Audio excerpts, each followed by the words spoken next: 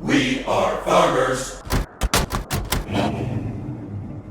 So this was from the studio as a proposal for a all-new 70 Riviera, which didn't happen. It went to 71. But this was one of the sketches. Now the story I was telling you, there's a story. There was sort of a part of Mitchell's nostalgia thing going on with what was called four-fendered Farkle. You've heard this, right, Julie? The four-fendered Farkle, the idea is that the fenders were separate from the body of the car. They weren't blended. And, okay, yeah.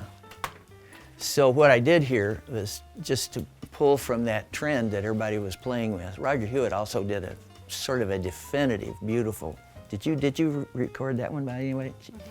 That blue Cadillac that he did, or Tornado. It was a Tornado. Oh, good, yeah.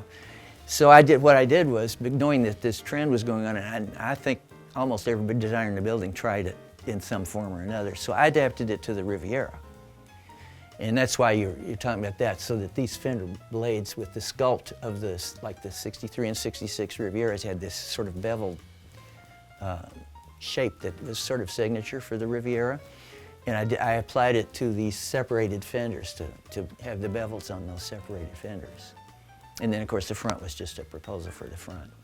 We were at this time still in the era where you had one standard type of headlight, which was a round seal beam headlight. Am I talking wrong? Sealed beam headlight. And so as designers, we designed all kinds of shapes in the containers for those round headlights to make them look different. See, nowadays you have these wildly expensive lamps that have all sorts of shapes to them now. Back then you had to have seal beam lamps, that was the law. So just being creative with the containers for them. And if you look back in that era, you'll see all sorts of shapes. They're in the grills, they're out of the grills, they have round things around them, they have squares, they have, you know, there's all sorts of decoration they use. This one, I want them just punch them out of the surface, basically.